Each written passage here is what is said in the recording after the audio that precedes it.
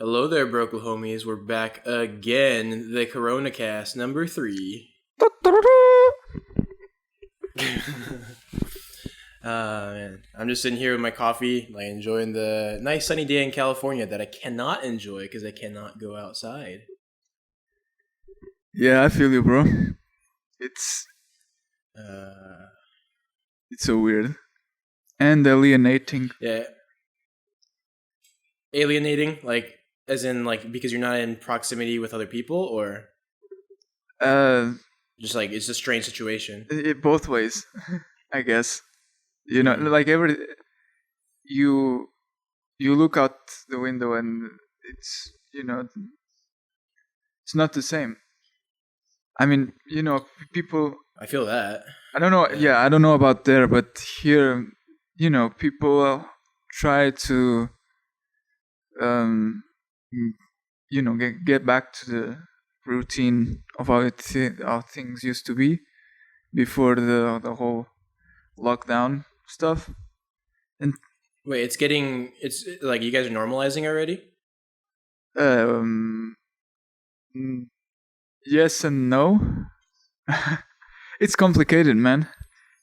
But Europe as a whole, I guess pretty much every country is trying to normalize it.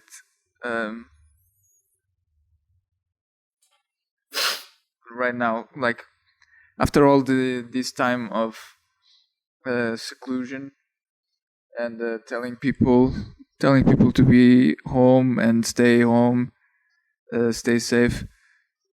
But at the end of the day, nobody wants to be at home, so people find excuses. I feel that.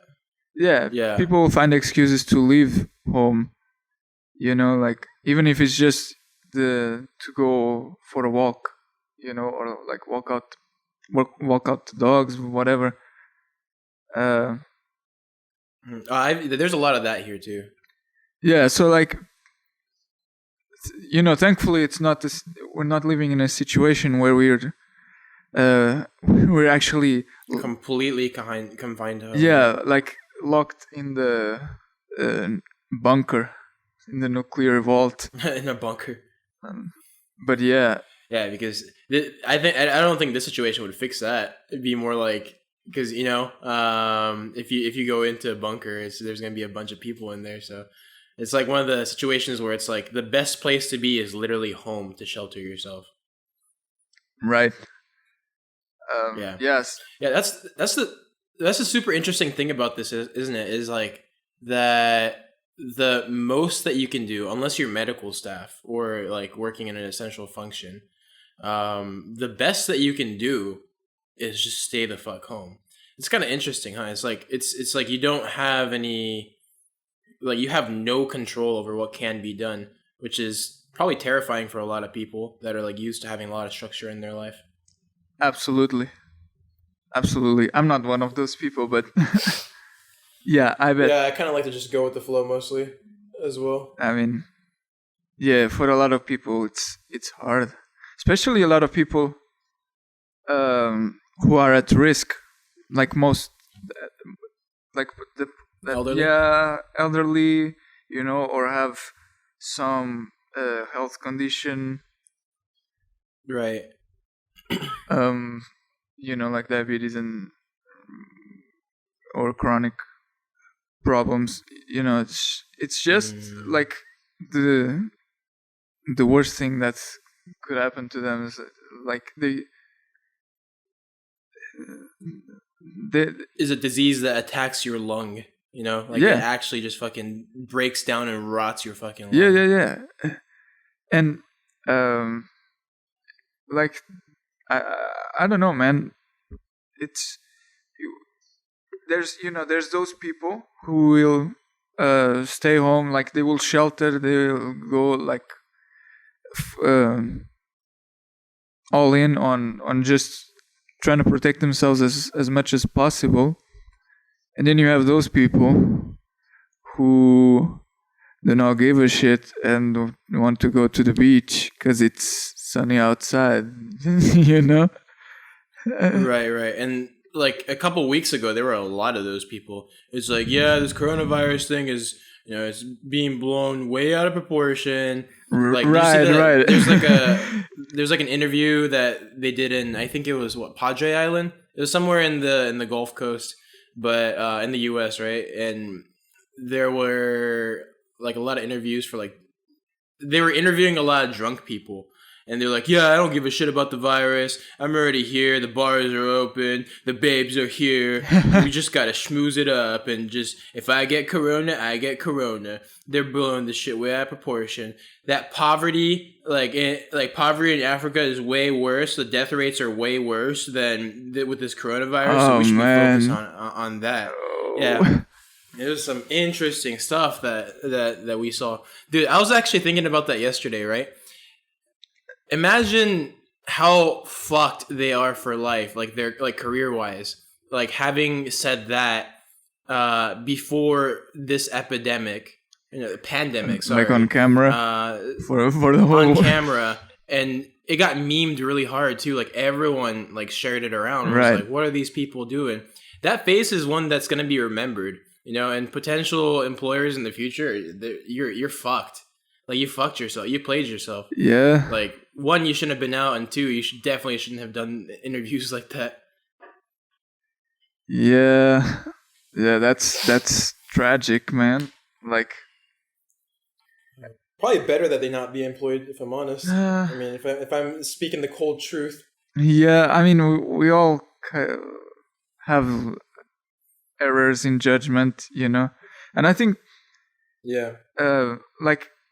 I think even you and I, like a few weeks ago, we considered this a lot milder than what it actually is. Like, Oh, 100%. Yeah. Like, we thought it was just, like, and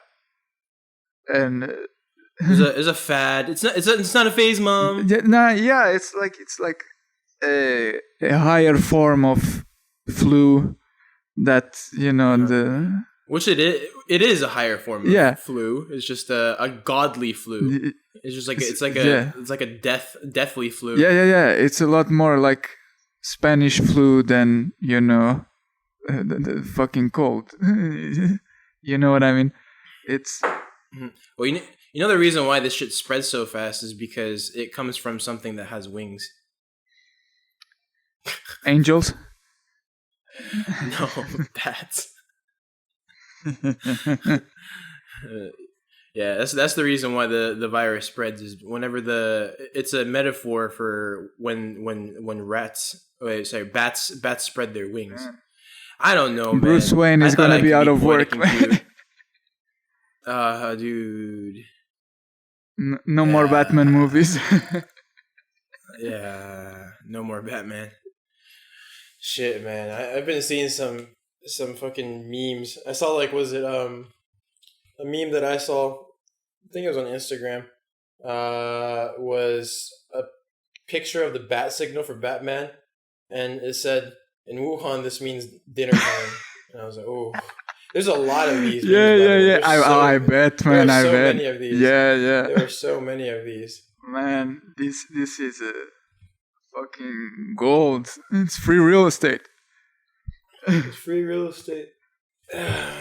And even better is, like, if you follow a lot more of the conservative pages on, like, Facebook or Instagram, holy shit, the amount of China bashing that is done I bet on those pages, man. Insane.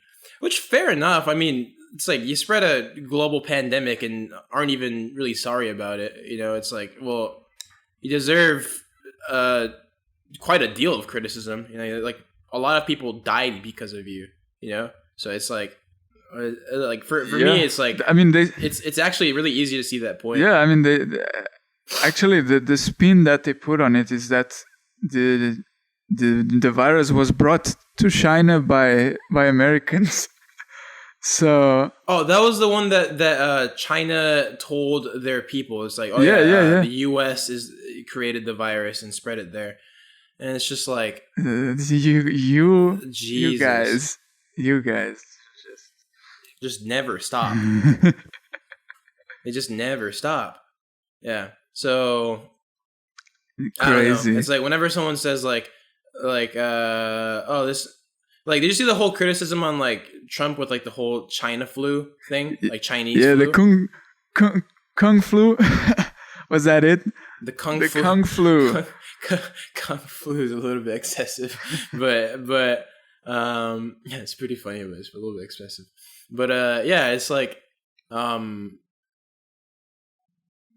get me wrong, like, you know, like, you shouldn't, like, I've been hearing about a lot of like Asian American targeted, you know, things. Now I'm not sure if they're actually happening or not. I'm sure there's quite a deal of truth to it, but you know, like that obviously I don't condone. But the thing is, like, China bashing, come on, you spread a global pandemic. If the US did that shit, it will get eternally criticized forever. Like, if the US started a virus like that, like, people internally would be like, oh, what are we doing as a society? Oh, America sucks. Oh, and it's like China does it, and it's like hands off, because if you criticize China, you're racist. Oh, really? Yeah. Fuck. So yeah, a lot of people are like that. It's like why are you criticizing China? It's like, because it spread a global pandemic. So if I say that my Huawei is a piece of shit, isn't that racist too?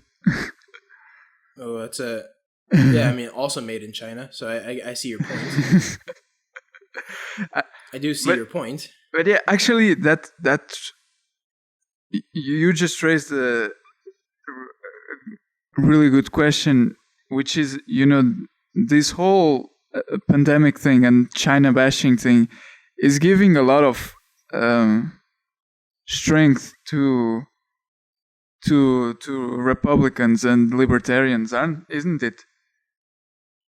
Yeah, I think so. I mean, well, to a lot of conservative principles in general, I think, like, I think you can make a stronger case now for border patrol, or like border security, right?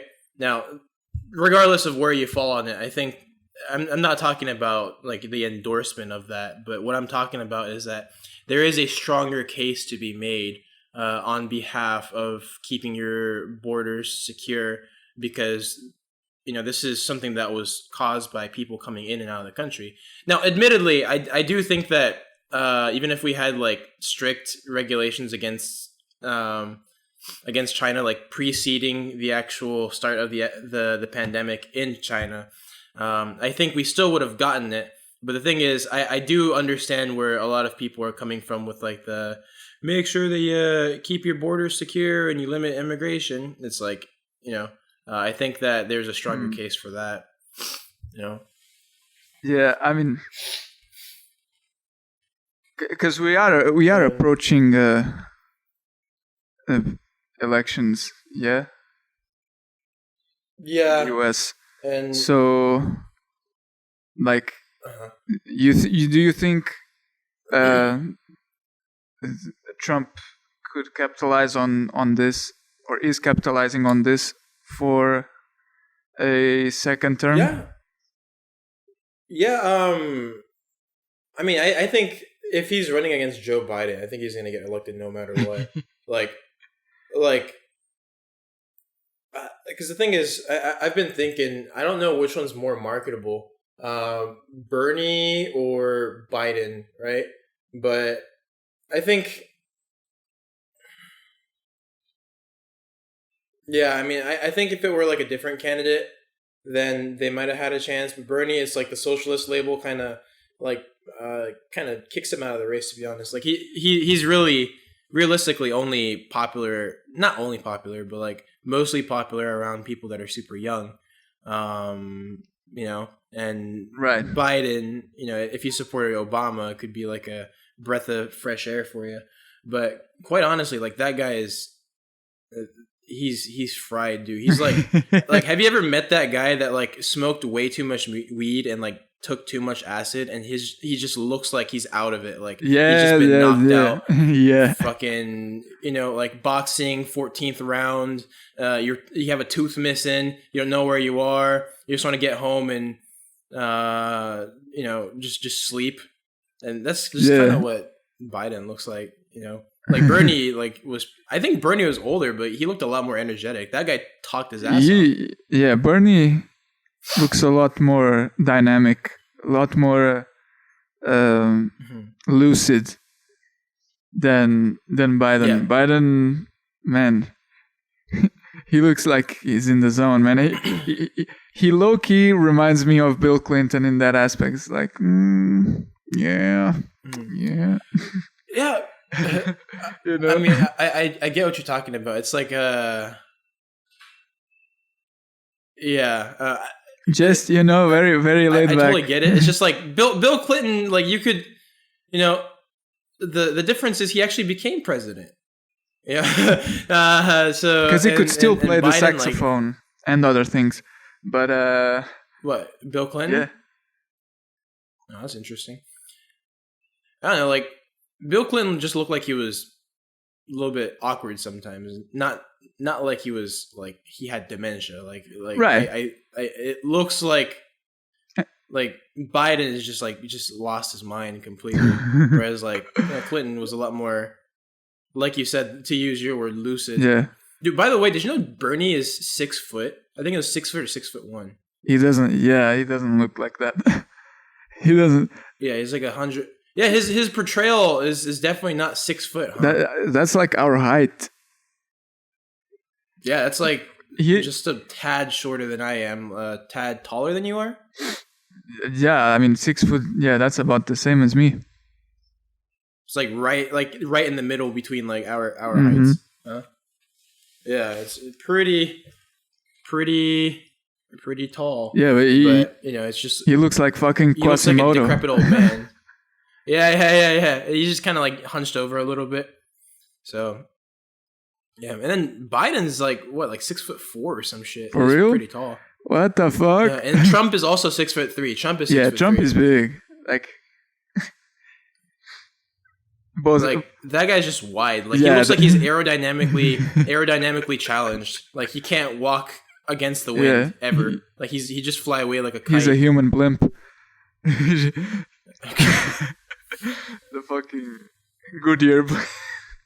I was just thinking, right? Like, you know what a cockatiel looks like? The bird?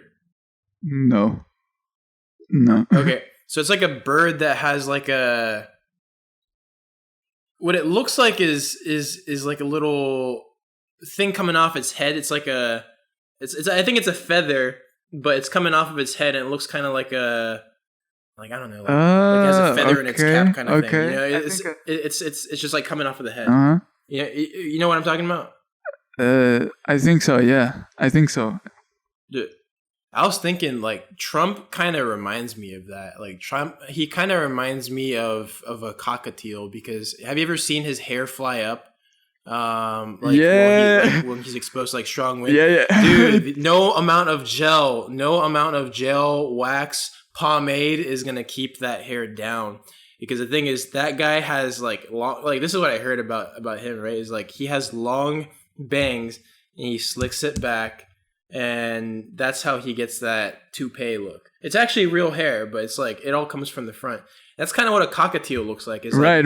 Just kind of took a feather from the front and then just like slicked it back. So, and they both chirp quite a bit. So I guess that's another similarity. Burn. Sanders. Yeah, Bernie Sanders. But yeah, I've been telling a lot of my Bernie supporter, like the hardcore Bernie supporter friends. I've been telling them asking them, have you felt the burn? Did you feel the burn? You felt the burn. I say it in past tense because there was you get the joke. It's not really a joke. It's just me being Tyler again. Okay. So but yeah, so yeah, the election is insane. It's gonna be very interesting. I say insane, but not really. Yeah, I mean, with this, like, it's just I don't see a scenario in which Trump does not win. Like, I don't think that Trump is not gonna win. Like, that's just it.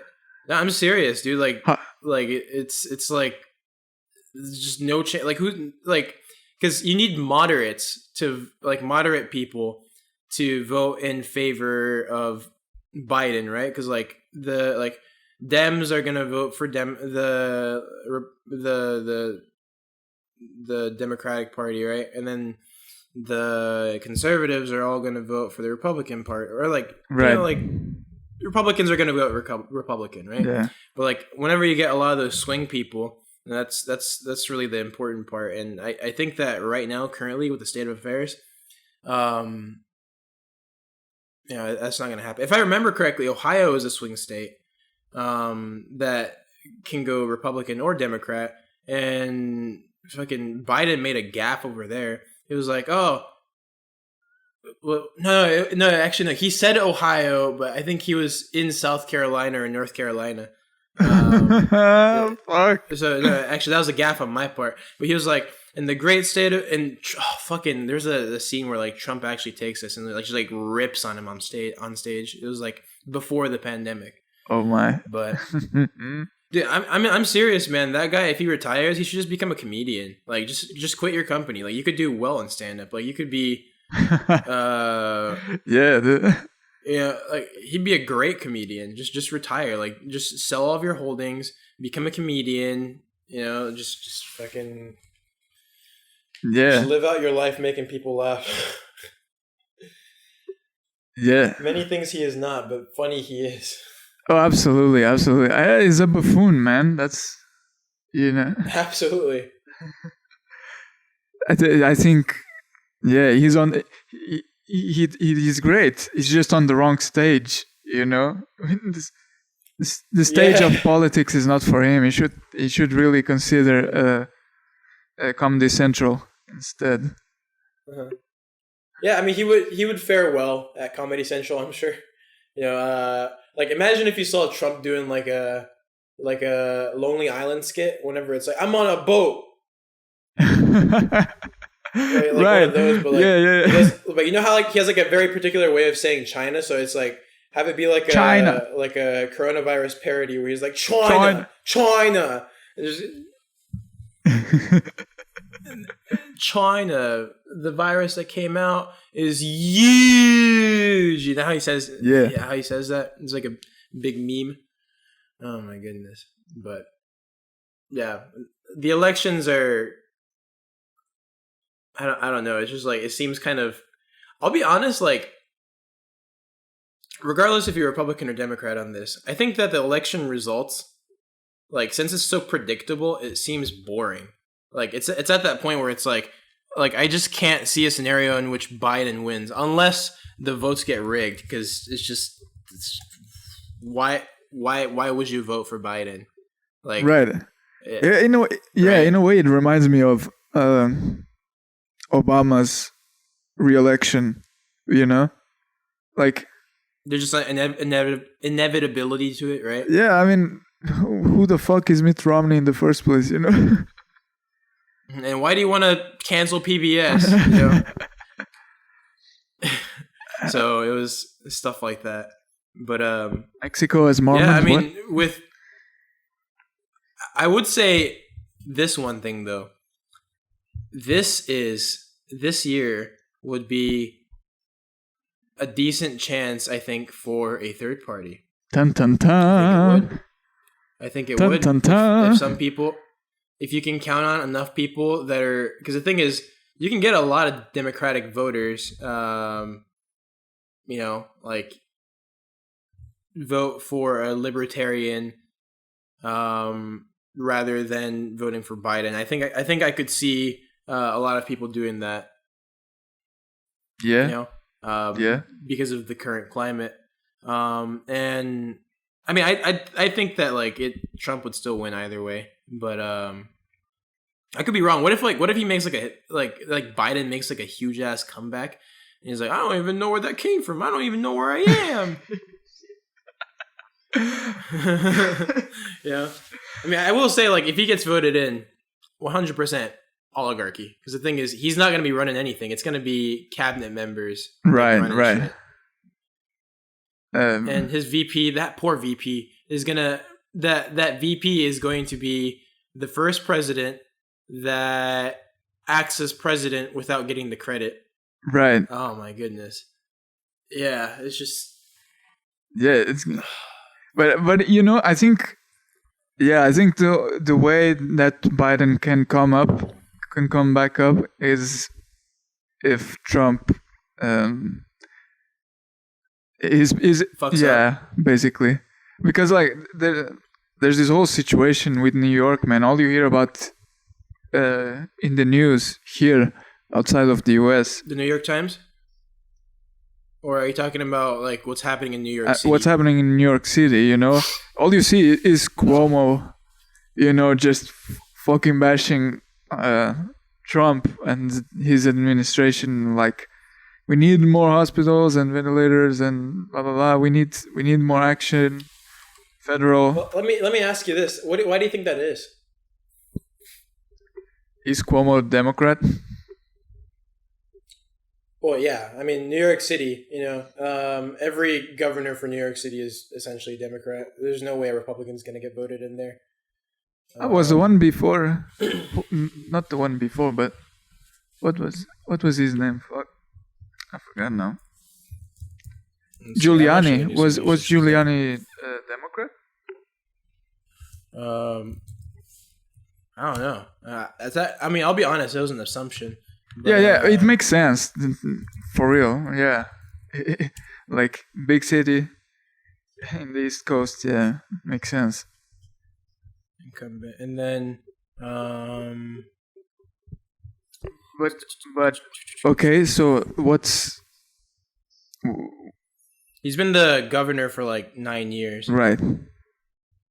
Yeah, Cuomo. But yeah, so I mean, the way you get money as a politician is to complain, especially like during the coronavirus thing. It seems like the strategy for a lot of governors that are in poorly managed states, especially like New York City, is very poorly managed in terms of its finances, and money was about to run out for the government, especially because I think there's like a new medical program that Cuomo was trying to push, but Obamacare, they couldn't pay for it, and the thing is like they couldn't pay for it, and so I think what Cuomo is trying to do right now is he's trying to make an appeal, kind of using like a citizen's vote in a sense, where you get in a lot of people to contribute. Like you're trying to get get attention on social media so that the government will give you money because it looks like the situation over there is bad. Gotcha. Seems like that's a pretty common tactic for a lot of governors and senators right now, which is pretty shitty if I'm honest. Like, you should just manage your city better. Well, yeah. Well, I say city, but like New York City. I'm implying that New York City is mostly, or I say New York State is mostly New York City, right? In terms of population. So. Yeah, I mean, New York is the place with the most cases, from what I hear, or at least has been. I don't know if it still is, but yeah, like I can see that being the case, more politics than actual, serving the interest of the taxpayers. Yep, and that's pretty much what it is. I mean, and the thing is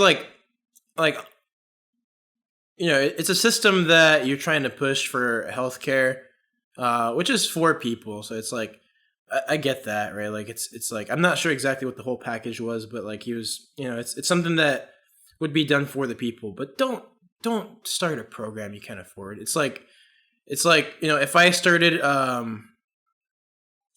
like, I don't know, like fox hunting or something, like I'd have to buy a horse and like, or like, I don't know, like a really expensive hobby. It's like, right. I don't have that kind of money right now. It's like, that's not a hobby I can afford. Right. And I'm not likening healthcare to a hobby. Right. But the concept, the principle here is that if you can't afford it on the long term, then don't start it or think of a better solution.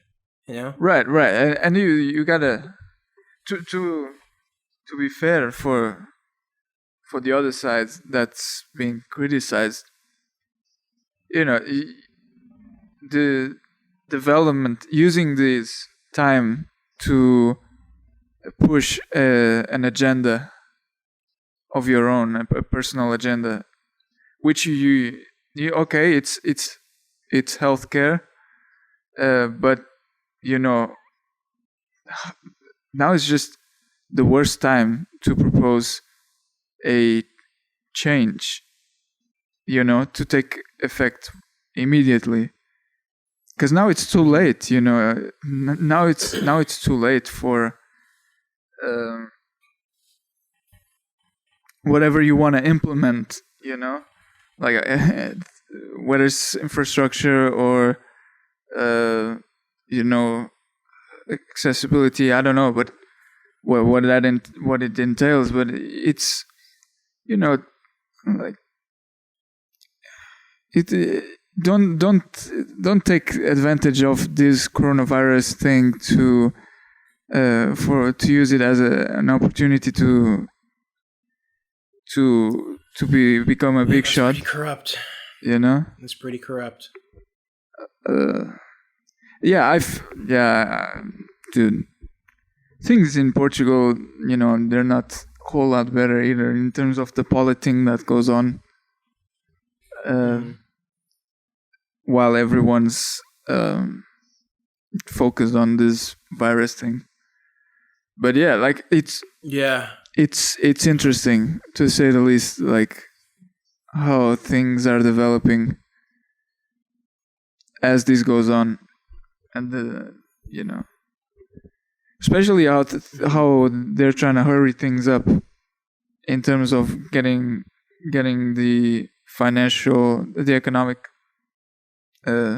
situation back to normal, knowing perfectly well that we're not in a position to do that yet.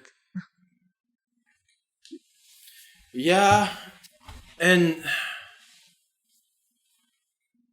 well, let's first address the how do I put it, the corruption in Portugal. I'm actually super curious to hear about that. I've never heard about it. Well, I mean, I've heard you talk about it, but like I don't know too much about it. Well, it's, you know, okay. Let's put it this way: the government, only the government says that, you know, they're not going to lie to you; they're going to tell you how it is. But at the same time, they're the ones who have all the information and control what is being said to the press, to the media, and what information they feel like they should withhold from public knowledge. So, yeah, you can imagine, you know, there's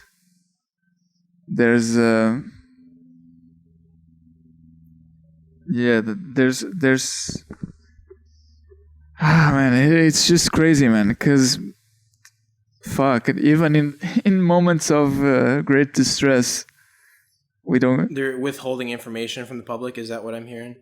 Is that like one big thing that they do over there? It's just unsurprising, but you know, unsurprising. Yeah, I mean, it happens here too. Like, did you hear about the whole thing with the New York Times covering Joe Biden's sexual assault thingy? Ooh. Say what?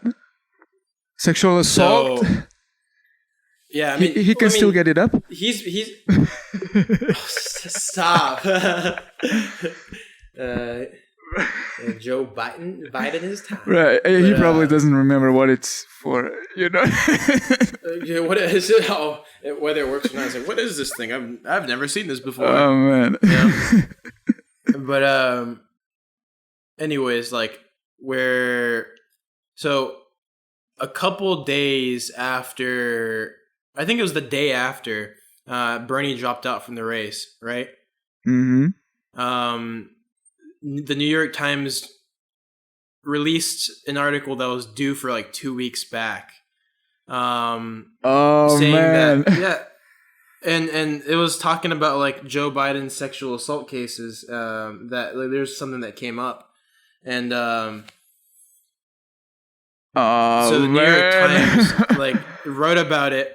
And then they're like, yeah, but it wasn't really so bad on Biden's part. But look at Trump. He got accused by Stormy Daniels and all this. And it's like they went to talk about Trump. And I was like, but what does Trump have to do with it? Like, he got his whooping. Like, he got his whooping from the press. Yeah, maybe that's what Biden needs to become the next president. It's a good scandal. A scandal? Yeah. Absolutely. Actually, you know what? That would have made him more interesting. I'll say that. You know, because the thing is, you know, how funny would it have been, albeit a little bit tragic too, if you saw Biden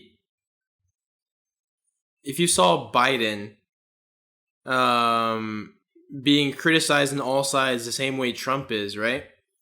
But he forgets why he's being criticized in the first place.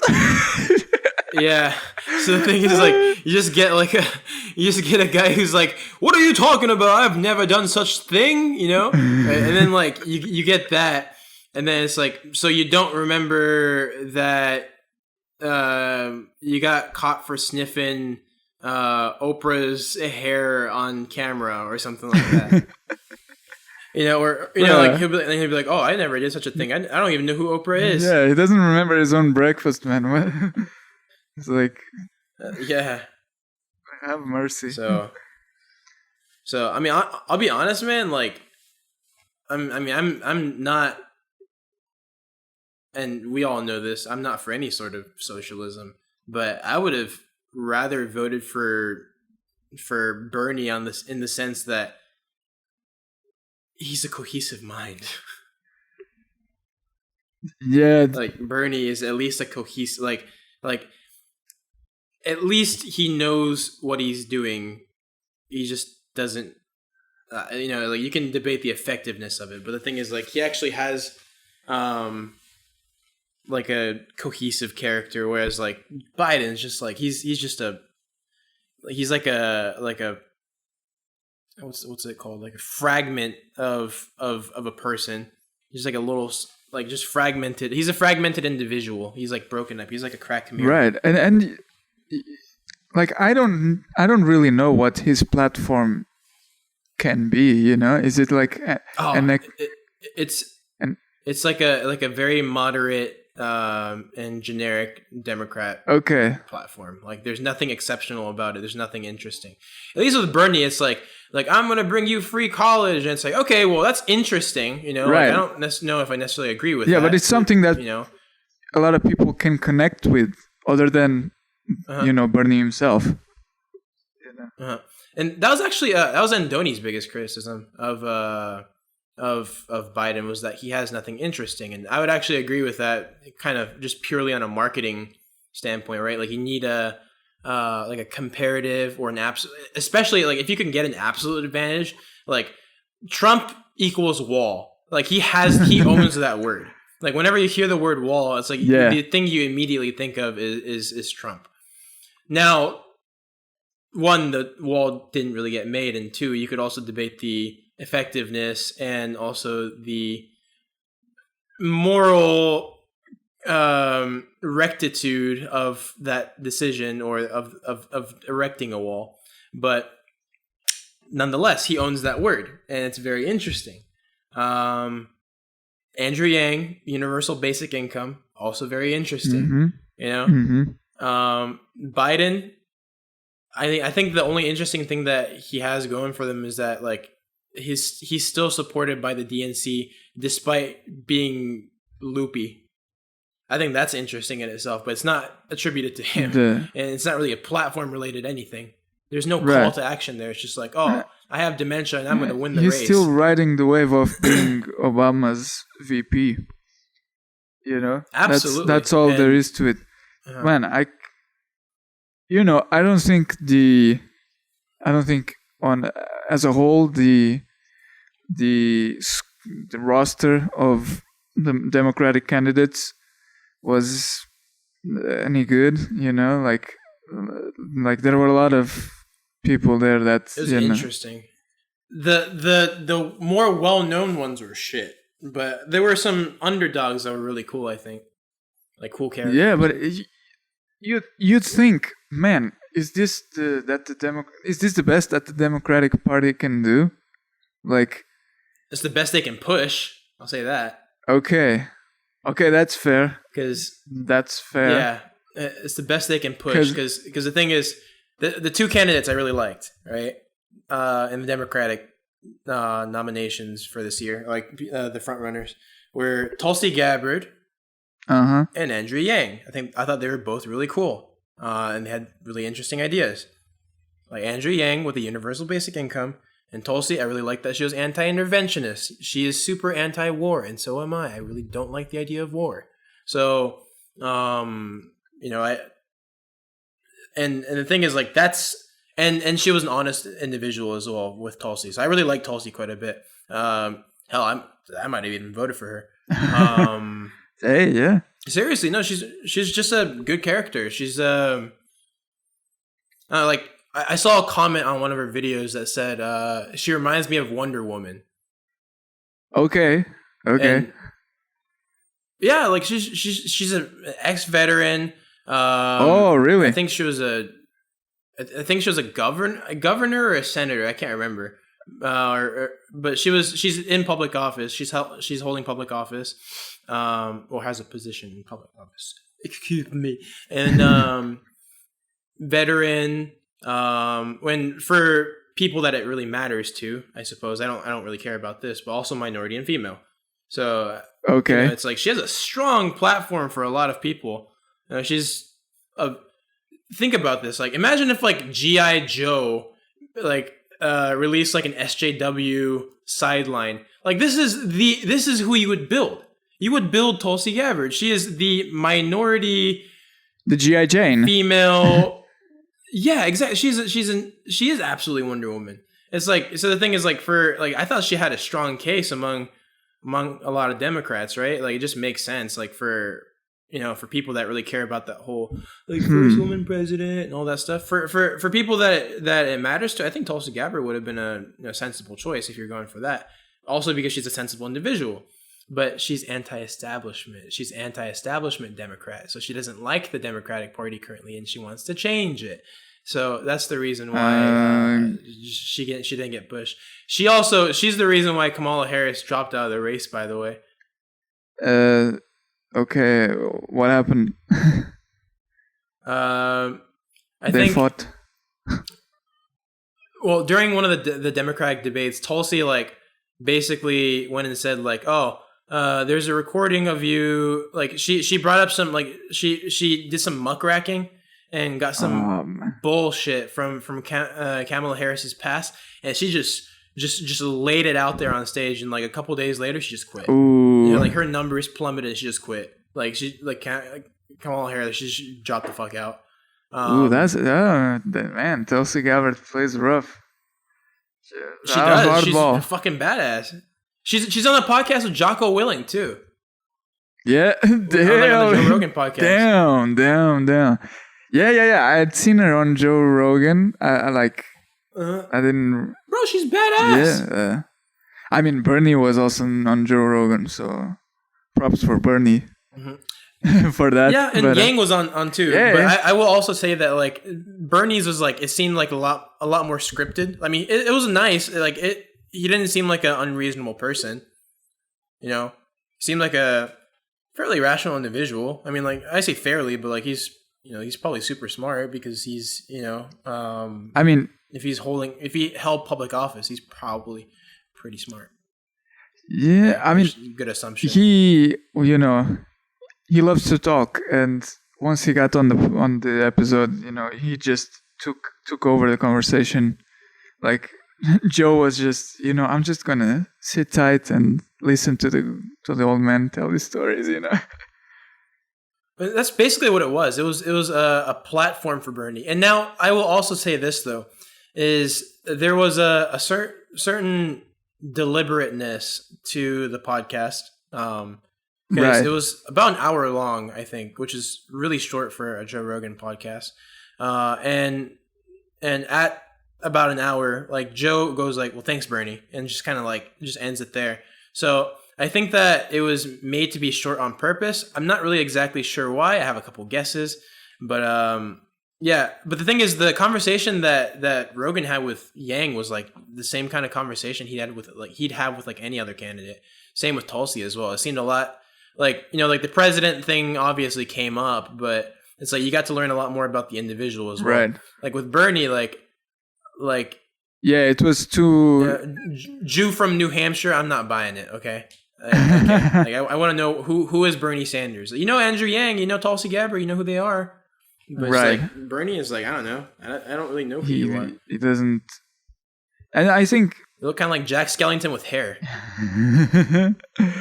I think Bernie. I think Bernie's deal is connecting through policy, through ideology, political ideology, rather than his personal experience of whatever. Like for example, you talked about Tulsi was a veteran, so I think she can connect her anti-interventionism with her past experiences as a veteran, as somebody who most likely lost friends in war in combat. Yeah, absolutely, yeah. And so you have a strong conversation you can make. And the thing is, like, if you can, the unfortunate thing about how this all these races for the presidency work is that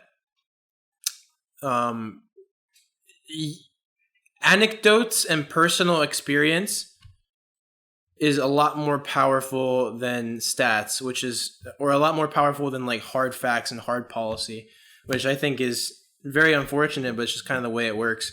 And the thing about Bernie was that like you could debate the effectiveness of his plans, and yeah, you could debate whether like all that, but he had a lot of the stuff figured out, at least, right? Like he had like plans for what he was gonna do. Right. And he tried to explain them on stage, which I think that was the problem, is that like he really went for trying to explain what his policy was, and it's like, and it ended up being really dry. Like a lot of his conversation ended up being very, very, very dry. So I think that he would have done better if he was just kind of spoke more to anecdotes and was a lot less technical. Because I mean that's how Trump won. Like he's not building a wall. He's doing a lot of other things, but like he's not building a wall. Right. That was one of the promises that he made. Now I don't think we should make a wall. Anyways, so it's like I'm glad he's not. But right. But it's like, it's just, what I'm saying is that like he talked about stuff like that just kind of jumped out at your face, and I think Bernie could have done a lot more. He could have done more free college. I think even more free college, because that was a strong one for a lot of people. Like that caught a lot of fucking attention here. Right. Yeah. I mean, it's something that people want to hear. Like who doesn't? Absolutely. What student doesn't want free college? One that's already graduated. But well, yeah. I guess I'm not a student anymore, but you get the point. It's like actually there's an idea that I always push to people that give me the free college argument. Like whenever they ask me like, what do you think about that? Like why don't you agree with that? And I say the thing that I always keep asking in response to that is, well, wouldn't you rather make high school and middle school better, and primary school, like just primary education, make that better with the money that you would use for college? Fair enough. Because I mean, because like or college institution or more relevant, at least to more effective. Yeah, definitely, for definitely the more effective. professional market. Yeah, I mean, it's like, dude, like, for 12 years of your life, you're in primary education and in your formative years as well, right? Right. And you're in college for 4 years after you're already like 18, 19, right? Mm-hmm. And the thing is, like, yeah, you're still like moldable, and you can still think for yourself, and like like you're a lot more flexible mentally at 18 than you are at like 37. But that's the thing is that why wouldn't we want to make education for the younger kids better so that future generations don't end up like buying toilet paper, like over buying toilet paper? You know what I mean? Gotcha. Yeah, that's what I advocate is like just make education better in general, especially like even in the U.S., like where it's like a little bit more, there's a lot of rural areas. Like most of the population still is in pretty urban areas, right? Mm-hmm. So it's like you can still make schools better, like high schools. Do that, and then maybe less people will go to college because college institutions are fucking corrupt. Yeah, I mean, just give a better high school education. I mean, the whole, I don't know how you feel about it, but the whole concept of attending a physical college for specialized education, for higher education, when there is so much readily available on internet or public libraries and stuff, it feels pointless, huh? It feels pointless to pay that amount of money. Right, exactly. It's like, the education itself is good, but it's like paying for the education is like... Which for that, I understand the position of free college tuition.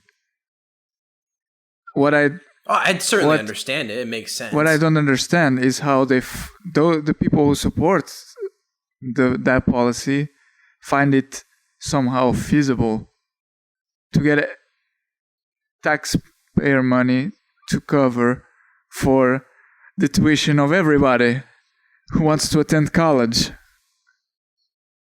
Yeah, and another thing is that it takes the competition element out of going to college as well, which I think is a little bit. I mean, it's pretty fucked. I think like it's like colleges are already doing pretty poorly with their education. Yeah. And to add the loss of competition among that is like devastating. That sounds terrible. Well, ideally, in a society that's in a perfect society, you want to have as many people with the most accessibility to higher education and to learning and to developing their skills as possible. But it's just fucking insane, like from a economical perspective, like to pay for everyone's college. As colleges are and as rates go, yeah, like definitely. Even if you were to like I assume that's where they were going to get the money from. If they cut the defense budget, even if they cut it by like, I don't know, 60-70%, I don't know if they could cover. Oh, dude, you could. Oh, yeah, I see. Go ahead. Yeah, if they could cover it, the tax rates will be ridiculous. I'll say that much. Like the tax would be ridiculous, because that's not the only program that he'd want to pay for, right?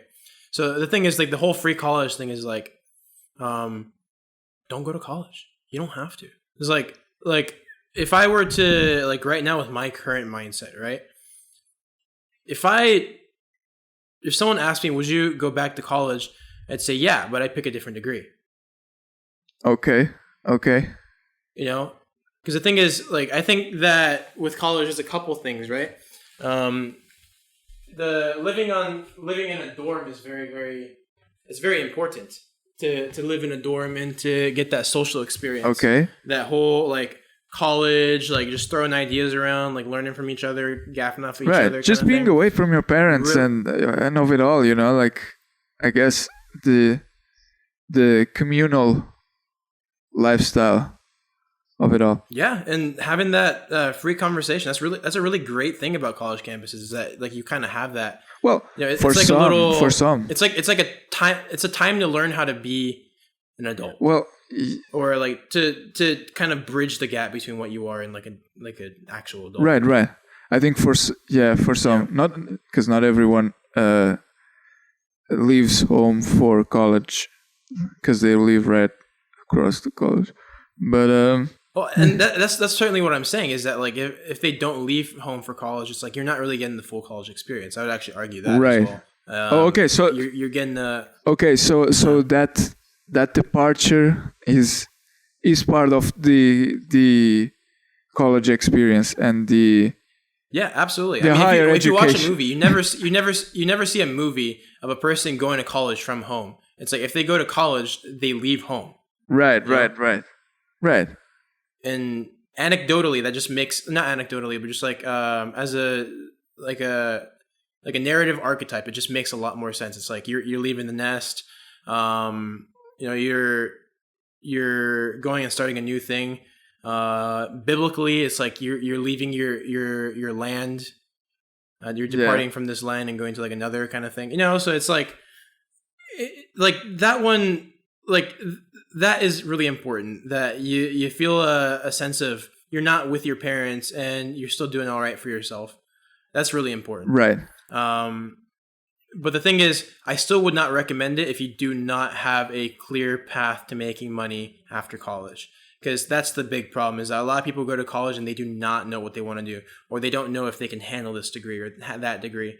And so the thing is, don't be in college unless you have a plan of what you're going to do and you can stick to 4 years of college and then the career that comes after. Like, legitimately, do not go to college unless you have an idea of what you're going to do for a job and that you can stay in the degree long enough to get that degree. Because honestly, like, I'm glad that I have a college degree, but I could have picked literally anything would have been more helpful, I think, if I'm completely honest. Professionally wise, you're saying. Yeah, and the thing is, like, you know, a lot of people say, like, writing is good, teaching is good.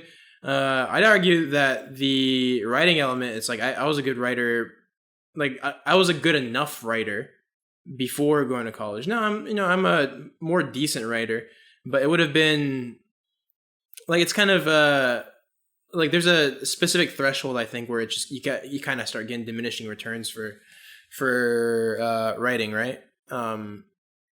You could argue the effectiveness. I maybe not, but I think that if you're, like, with writing, if you're good enough, you're good enough. But I think the opportunity cost would have been learning something like, I don't know, like if I learned if I learned something business related, like I don't know, like marketing, sales, you know, something like that, or hell, like finances, something related to, like, something that's a hard skill, or like an engineering or something like that. Like, I would have had a lot more opportunities, right?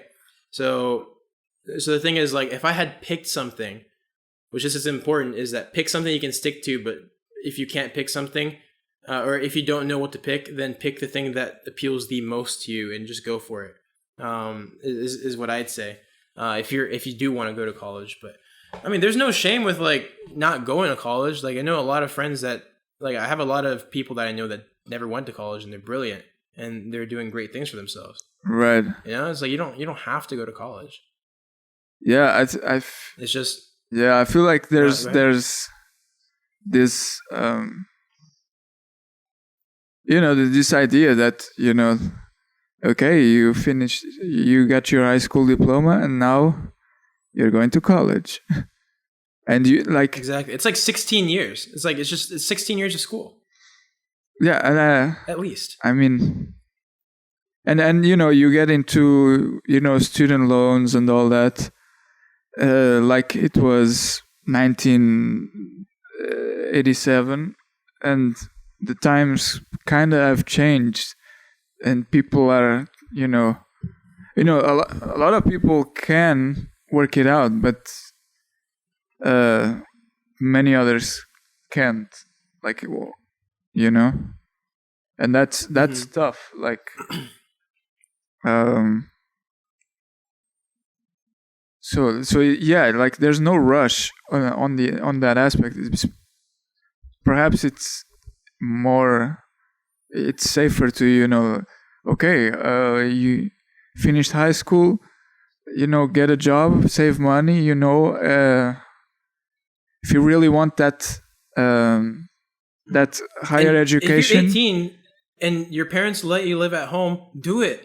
That's fine. Live at home, save money, and learn a skill. I mean, we're all privileged bastards, so you might as well use the privilege, right?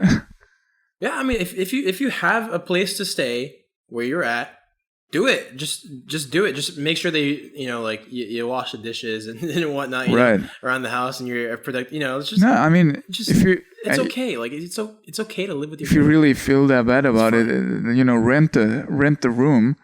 It's gonna be a lot cheaper than getting into college with tuition and precisely dorm housing and food. Mm-hmm. The cafeteria.